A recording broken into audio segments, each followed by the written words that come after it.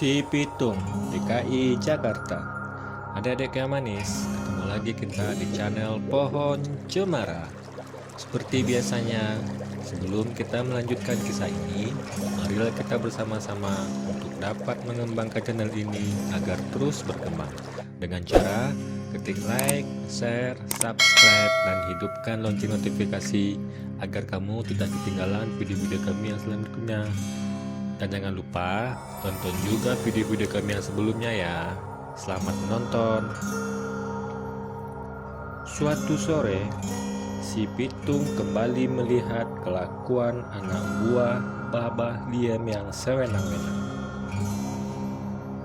Babah Liem adalah salah satu tuan tanah di daerah tempat tinggalnya. Dia dan anak buahnya sering merampas harta rakyat dan menarik pajak tinggi. Sebagian hasil rampasan itu lalu diberikan pada pemerintah Belanda. Si Pitung bertekad untuk melawan anak buah Babah Liem. Dia lalu berguru pada Haji Naipin, seorang ulama yang juga pandai ilmu bela diri. Si Pitung cepat menguasai semua ilmu yang diajarkan oleh Haji Naipin. Pitung, gunakanlah ilmu yang kuberikan untuk membela orang-orang yang tertindas. Jangan sekali-sekali kau gunakan ilmumu ini untuk menindas orang lain. Pesan Haji Naipin. Sekarang, si Pitung sudah siap melawan anak buah Babah Liem. Dia menghentikan ulah mereka yang sedang merampas harta rakyat jelata. Heh, anak muda, siapa kau? Beraninya menghentikan kami, hanya salah satu dari mereka. Kalian tak perlu tahu siapa aku. Yang jelas, aku akan menghentikan ulah kalian selamanya, jawab si Pitung. Anak buah Babah Liem lalu menyerang si Pitung. Namun, si Pitung bisa mengalahkan mereka semua. Sejak saat itu, nama si Pitung terkenal di kalangan penduduk.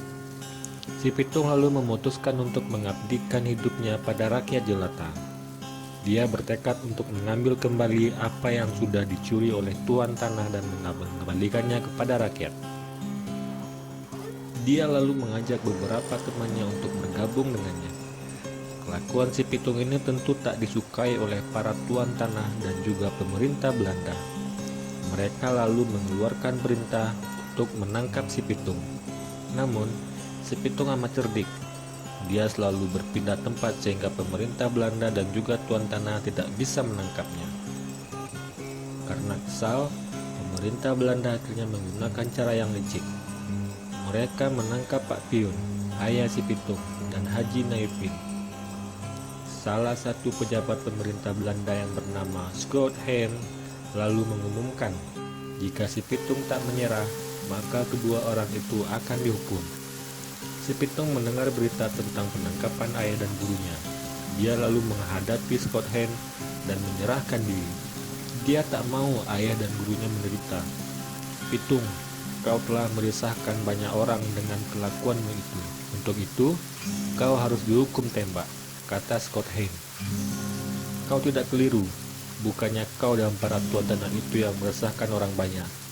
Aku tidak takut dengan ancamanmu, jawab si Pitung. Scott Hein amat marah mendengar jawaban si Pitung. Dia lalu memerintahkan anak buahnya untuk mengikat tangan si Pitung. Dan Scott Hein benar-benar melaksanakan ancamannya. Si Pitung dihukum tembak. Hidup si Pitung berakhir di ujung peluru. Tetapi kisah kepahlawanannya tetap dikenang. Si Pitung, si pahlawan rakyat jelata.